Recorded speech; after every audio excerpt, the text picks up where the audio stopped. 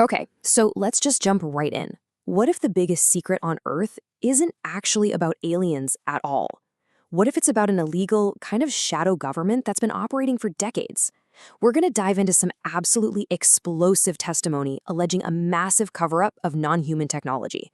And look, if this story is even partly true, it could rewrite everything we think we know about who's really in charge. So before we even touch on the tech, the sources we're looking at, they make us face a much, much darker question. You see, this isn't just a story about keeping secrets. It's about what and maybe who was sacrificed to keep them buried. And when Congress asked directly, point blank, have people been harmed to keep this secret? This was the answer. Just one word. Yes. A single word that just opens the door to some of the most serious allegations you could ever level at a government. And right here, this is the legal bombshell at the very heart of this whole thing. The claim isn't just that these programs are secret. No, it's that they are fundamentally illegal. Think about that. They're supposedly operating with zero oversight from Congress, none from the White House. And what does that mean? Well, crucially, it means they can't legally hide behind the classic excuse of national security. Which brings us to the big question, right? How on earth could a secret this massive be kept under wraps for decades? Well, according to the whistleblowers, it was no accident.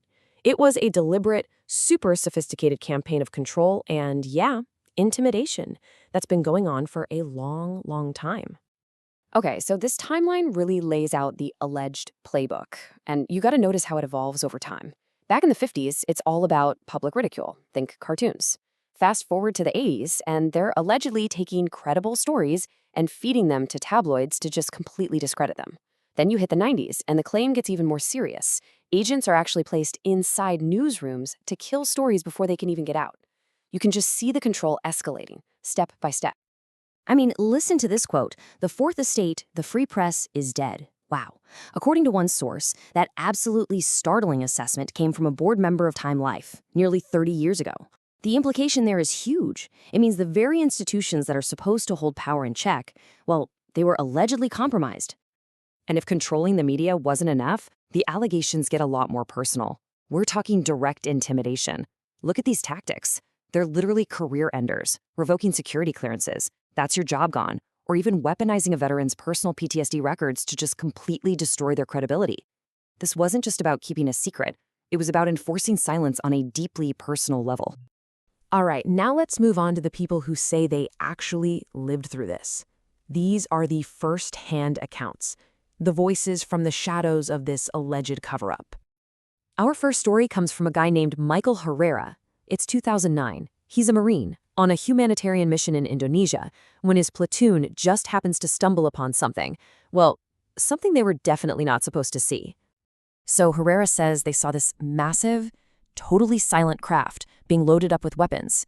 And right after, his platoon gets intercepted by these unidentified but American militants. And the threat they delivered, it was direct, crystal clear, no room for misunderstanding. You stay silent, or you can get killed, or you're going to prison for the rest of your life. End of story. Okay, next up, we've got D.C. Long, who was an Army sergeant. He was helping out his dad, who was a contractor at Fort Bragg. And he says he basically stumbled into a secret facility called Range 19. And what he saw there, well, it just defied the laws of physics as we know them. So Long says he witnessed a huge concrete slab just levitating. Silently. Later on, he asks his dad about this place, Range 19, and the reaction was immediate and brutal. His father's business, all their assets, everything, seized. And the very next thing his father said to him, those were the last words he ever spoke to his son, a terrified warning that just shattered their family forever. Now, these stories, they aren't just history lessons, right? They're the fuel for a battle that is happening as we speak. This is the fight for truth, the current battle for disclosure. So you might be asking, what changed? Why now? The answer is 2023. That year, new legislation created the very first legal, protected pathway for whistleblowers to come forward and testify to Congress, under oath, without getting prosecuted for it. And once that happened, well, the floodgates kind of started to open. But disclosure isn't like flipping a switch. It's not one single event. It's a full-on political battle. And this is basically the playbook. Step 1, whistleblowers testify behind closed doors. Step 2, Congress tries to follow up, to investigate, and they get stonewalled, denied access. So what's step 3? They have to demand subpoena power to force people to talk and to get access. And the whole thing, all of it, hinges on that one key legal argument we talked about. If a program is illegal, it has no right to hide behind national security. So what's really at stake here? Why does any of this matter? Well, according to the sources we're looking at, the outcome of this whole fight could literally send humanity down one of two completely different futures.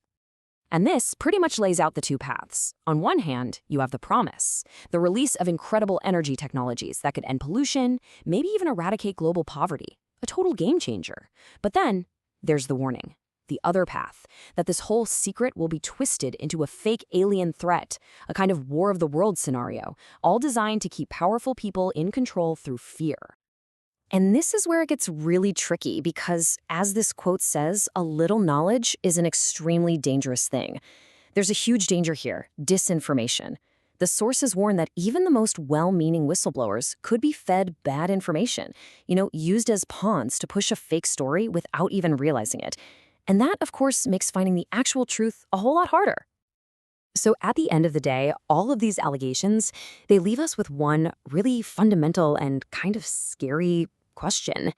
If a secret part of a government can operate with its own money, completely outside the law, answering to absolutely no one, then who holds them accountable? Who is actually in control?